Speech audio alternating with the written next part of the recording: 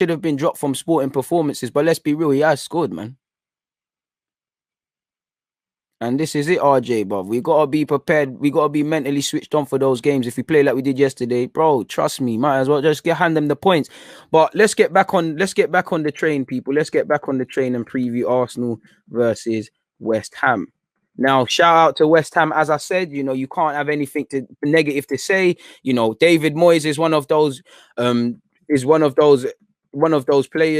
one of those managers, sorry, as you can see, multitasking's on the floor. But David Moyes is one of those players. It's fun. It's fun to take the pee out of. Like, it's fun to take it. You get managers and players like that. It's fun to take the mick out of them. And I know many people are waiting to see if West Ham can continue this or when it drops. It is in March now, and I think West Ham have been playing good. They've been playing good football. I know they've tried a range of formations over the season. They've done all right. And for me, it's another game where I want us to learn from our mistakes of the last game. We made it 10 times harder. We struggled to score. We only held our lead for about 10 minutes before Mikel Antonio scored. Antonio, again, we know what he's about. He's a road runner. He'll work the line. He'll not give you a chance. He'll always work. So if you're a defender, be prepared for a long day. And since Mikel Antonio's decided he's playing for Jamaica, so I'm going to have to start gassing him. We are going against one of the best attackers in the league, potentially the world. He should be playing for Real Madrid. In the league, I think Mikel Antonio and Bobby Reed are the best people. They're the best players in the league, along with Wes Morgan. But on a serious note, you know what to expect with Mikel Antonio. It's the same like playing Jamie Vardy. Don't let Jamie Vardy go. So we know what to expect. West Ham got quality players. They've got a good system. They've got an experienced manager. Obviously, this is Arteta's former manager as well. Master versus apprentice of sorts. 10th versus 5th. We need to win. They need to win. They're trying to get top 4. We're trying to get back in the shouts of top 4 and just damn right scheme on Europa. There's no playing around. Last game at their place, we struggled. We needed to strike 5 minutes from time. We struggled to hold on to the lead. We didn't take our chances. We barely hit the target. It was absolutely appalling, people. Bro, he's the best player on the globe. Forget best yard man. He's the best player in the world. I'm not being funny. He's the best. Michael Hector, another one of the quality players at Fulham. Damari Gray, you're not getting in the England team, rude boy. Change up that nationality. But continuing Arsenal versus West Ham. West Ham are flying high, man. They've been flying high all season. They're 5th. Well deserved. They've tried a bunch of different formations. Sometimes it ain't worked. I think they were a bit too negative against Man United, and that led to their demise, really, because they didn't offer nothing. But fair play is what it is. Last time we played them, as I said, we needed a late goal. We didn't shoot. We didn't hold on to our lead. We only had 3 shots on target. As I've cheekily put here, does that sound familiar, people? Does this sound familiar? Needing a late goal. If I remove Eddie, with all due respect, we needed a late goal. We only held on to our lead for a short period of time and only a lack of shots. Does this sound familiar, people? On top of that, we conceded a cheap goal as well. Does that not sound familiar? I'm not trying to be negative. I'm just, come on now. You can see you can quite frankly see a theme now, can't you, people? And again, when I look at West Ham, like I said, man, we're at that part of the season. We don't need to start, doing the tactical reviews and things. We're in the business part of the season. Both teams want to win. If we look at it, you could say this is a 6-pointer because we're trying to get back into that shouts, people. We're trying to, and you need to take points off these sort of rivals. It means more to us than I'd say West Ham, really and truly, because they're doing better than us. Bro, there's 5 places apart. West Ham were allegedly finished. David Moyes this, and now look at what they're doing. And that tells you where we're at, man. It is what it is.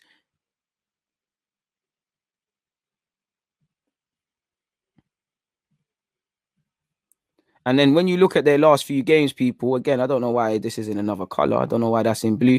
But you've got to respect them, people, because even when they've beaten Leeds, they've pumped Sheffield United. I'm sure they pumped Leicester. They beat Spurs and drew with them. Bro, these man can score goals. They're on it. If you give them half a chance, they're on it. They're a bit crazy like that. Yeah, they've had a couple dodgy results, but I think West Ham have been playing well. They've been performing in big games. Even when they've lost, man, they made United work. Twice against Liverpool, I think they made Liverpool work. City, they made them work as well. They made them work for it. So it's not then, bro, they're not little fish. They will have something to say. Like I said, they were a bit too defensive against Man United. It looked like a 3-1-4-2 from what I saw.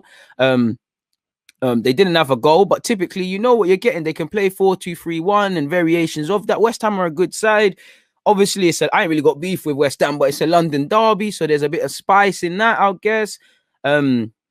Don't do spice. But yeah, we need to stand up to be counted. It's as simple as that, people. So we know what we need to do. And as well, again, I know a couple of other teams are playing in the FA Cup and things, but we're playing catch up. We just need to win the game. It's as simple as that.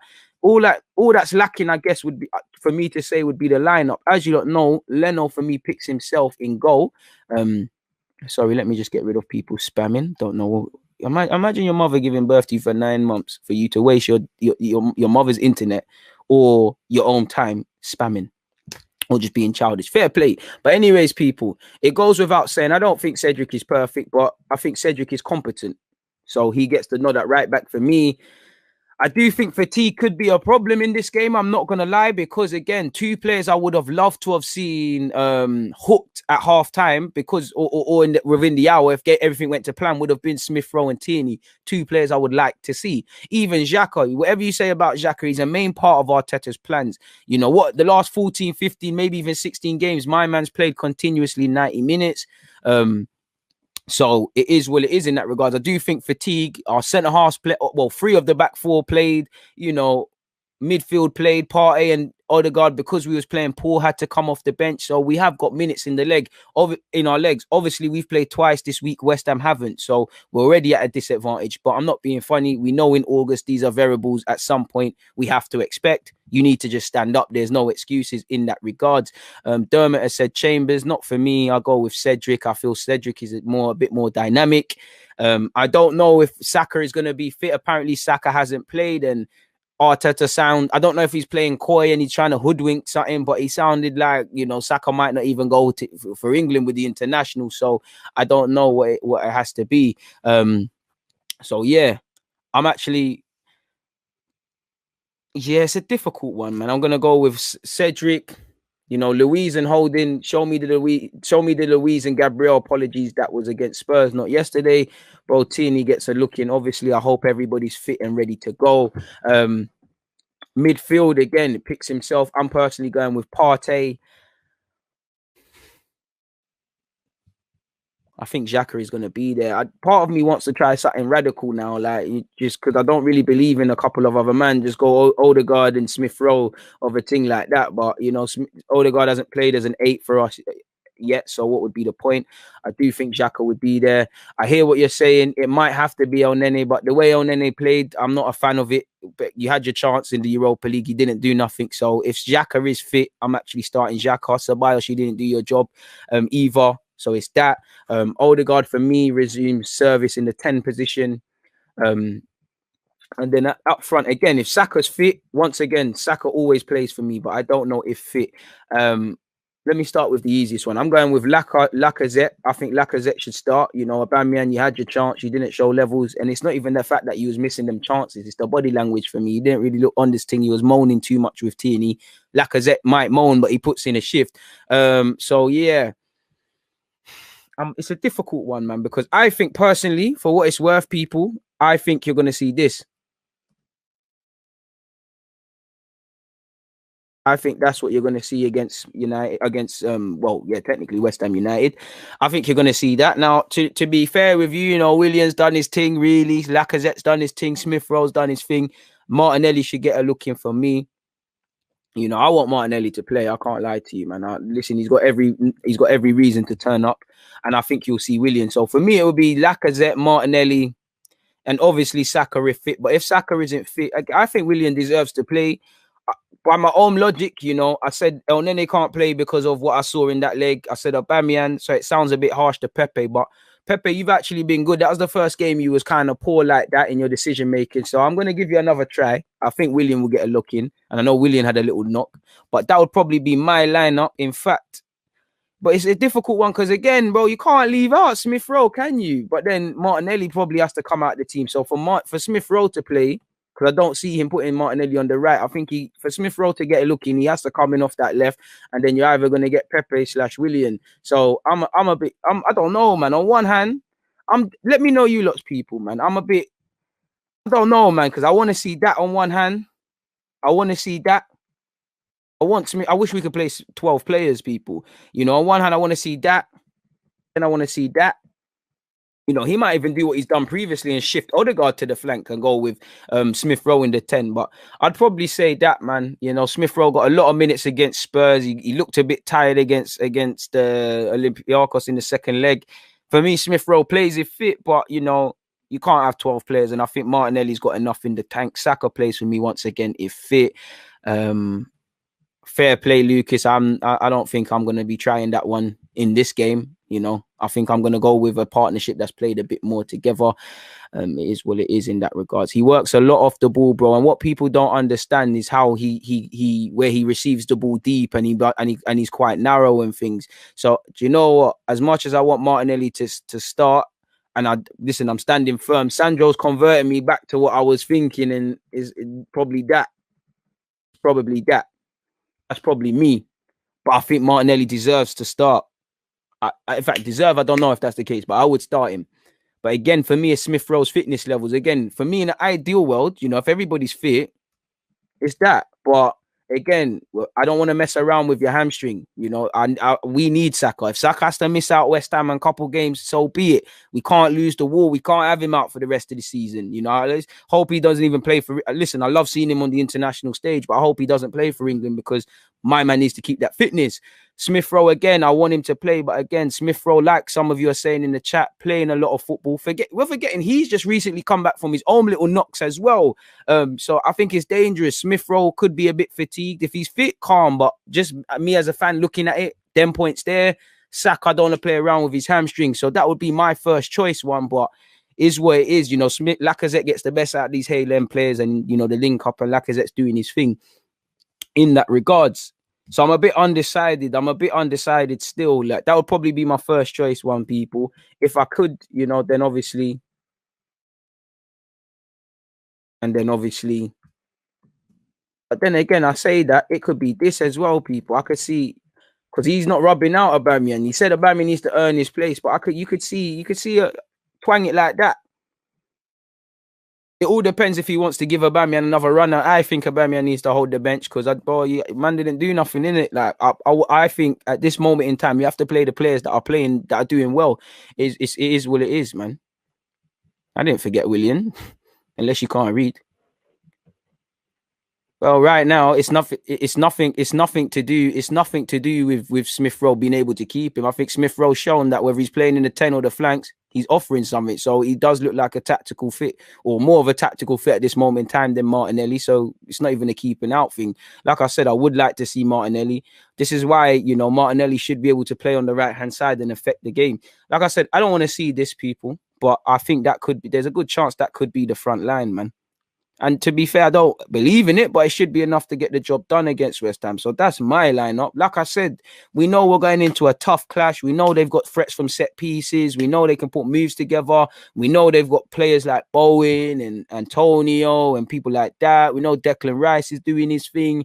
You know, there's been a numerous couple of games against West Ham when it's gone against us. So again, you should know what to expect there. Fifth. It's as simple as that. If we go over to Mikel Arteta quickly, people. Let me refresh the page just to see. What has he said here? If we just look at the team news, everybody was fine after the game. We'll assess them this morning. Regarding Saka, in the next 2 days, we'll know if he's available to play against West Ham.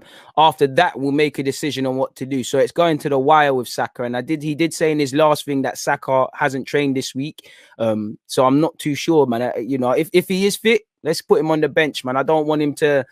I don't want to play around with him, you know. I'm not a physio man, but this just gives me shades of when we was effing around with Thomas Partey and look what happened there. On the lessons we've learned against Olympiacos, Lalo, he said, basically, we have to maintain the standards that we've set, particularly when we are in possession of the ball. We had too many situations where we didn't discriminate or make the right decision, and then execute-wise, we weren't at our best. Facts. On needing to do better against West Ham, we know we will have a really tough game. They've been in great form. They've been really consistent. They know really well what to do and how to hurt opponents. I know David really well, and I'm sure he will prepare the match. So it is a really difficult game for Raz. Obviously, he's not gonna say the truth if he does feel he's surprised by West Ham. He's taken a chance to big up David Moyes, his former manager, which is, you know, must be proud. You know, as a manager, Not that he can say that, because obviously Arteta's been at Barca, he's trained under Wenger and trained under Moyes, but he obviously has helped him. You know, when you're Wenger or you're Alex Ferguson or now David Moyes or even Pep now, and you see with company, obviously you can judge a manager on different things, but I would judge myself to a degree on which one of my former players have now become managers, and you know, I would feel good. You know, when you look at Alex Ferguson, a couple man have taken the chances in the game and all of these sort of things. It is what it is in that regards, man. It's crazy. But yeah, what happened there? What the hell happened there? Anyways, no clue what the hell happened there, people. But we move. Oh wait, how can I ask what's happening? So yeah, people, that's all he said. There's another point I wanted to read. He said something about West Ham. Well, this might be the same thing. I'm not surprised. I know what he's capable of. Well, fair play. He said, not when asked about surprise, he said, not really. I think they're a really strong squad. They have a great manager and great coaching staff. They started the season with some doubts, but I know what David is capable of doing. He gets the group together. They're working really hard for each other. They've recruited really well, and you can start to see the things that David has done. Obviously, they have a little bit more time during the week to prepare football matches and training. I think they've been in great form, and they're a really dangerous team, which you can't take anything away from them in that regards, people. Do I have any statistics on my phone of such to bring to you guys? Probably not, but let's look regardless. Either way, man, listen, I'm not going to bore you lot. We know what we need to do. We know what we need to do in Europe. We know what we need to do in the league. So come 3:00 on Sunday, you know what we need to be on. For West Ham, they're on 48 points. Now Chelsea are Chelsea playing in the FA Cup? I don't know. I don't know. I could, but either way, they're on 48 points. Chelsea are on 51. If you beat us, you've put yourself in a good situation, especially because if you beat us, you're probably hoping we can do you a favor against Liverpool. Liverpool are probably eyeing it up for the same purposes, people. You know, in recent week, you know, we've still got to play West Ham, Liverpool, Everton, and Chelsea. So the teams that are in 4th and 7th, we've got to go to them. This is why we need to stand up to be counted, people. You know, we really do. And like I said, we're 10th, 41 points, you know. Crystal Palace can close the gap to a point if they win. If we win, obviously, we can't really do much apart from put pressure on Spurs and potentially Aston Villa, who have a game in hand. So, yeah, the table don't lie in that regards, people, in that regards. So we know exactly what we need to do. Like, looking at statistics, West Ham in this sort of form they've been in, they should believe they can get the job done against us, people, because West Ham have won just 3 of their last 24 home games against us. Arsenal, the only side, the Hammers have won as many as 2 more away games as they have home games, people.